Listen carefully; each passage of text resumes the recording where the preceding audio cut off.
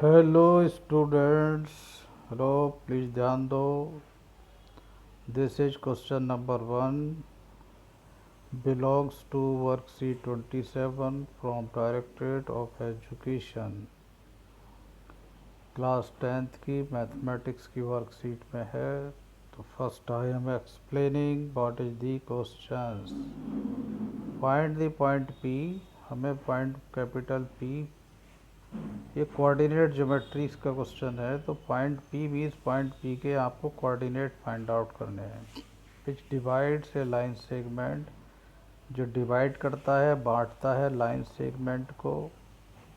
जो line segment point A और point B, इसका नाम बी है, यहाँ लिख देते हैं। और ए का कोऑर्डिनेट है -6, 10। बी का कोऑर्डिनेट है 3, -8। इस लाइन सेगमेंट को 2:3 में, मतलब 2:7 में डिवाइड करता है।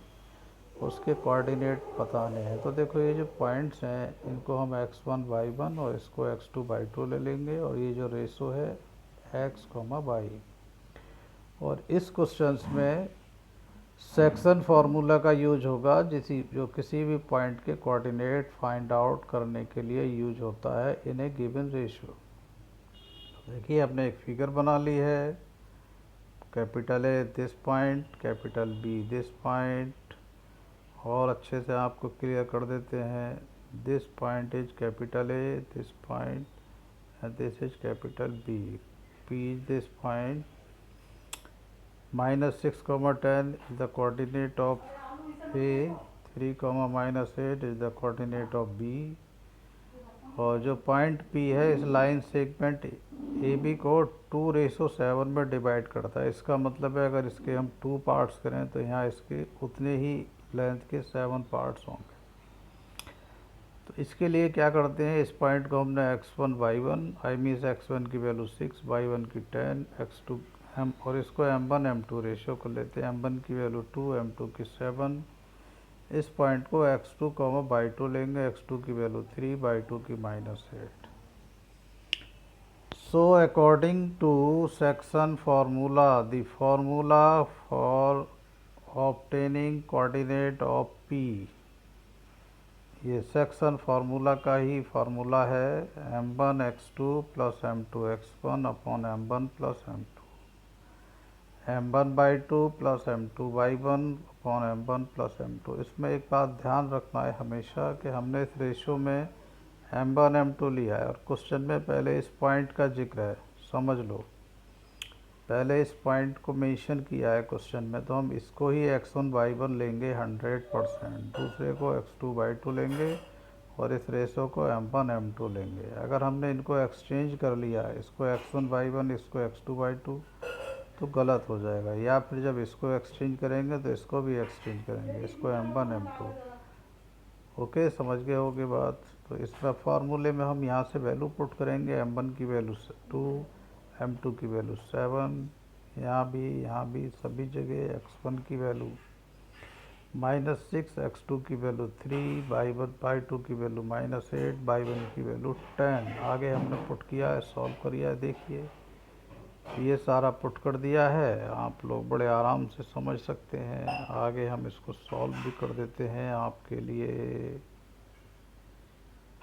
आपके लिए कहिए या अपने लिए या कहिए सभी के लिए। तो क्या है, देखिए कैसे होगा सॉल्व। 2 की 3 से मल्टीप्लाई आएगी 6, और 7 की -6 से 42 आएगी।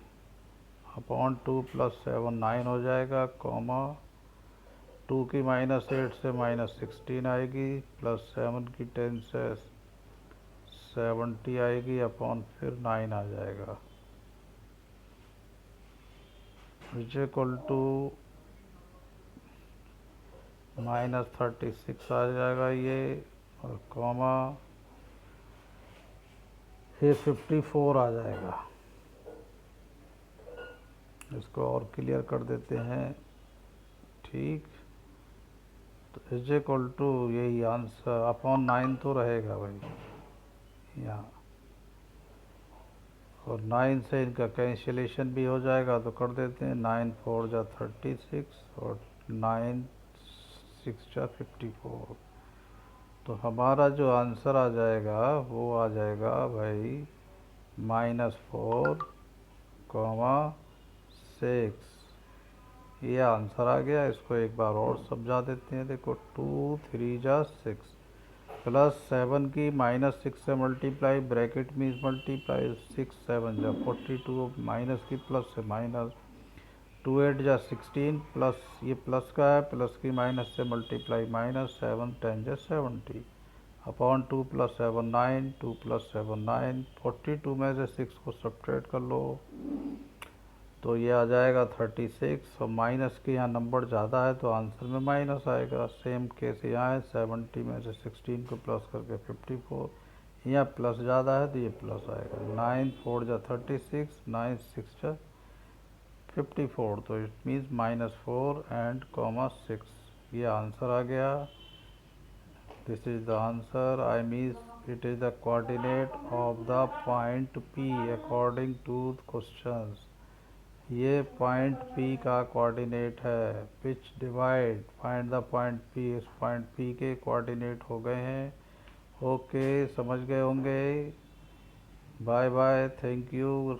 समझिए, देखिए और अपने रजिस्टर में करिए और वापस मेरे को करिए।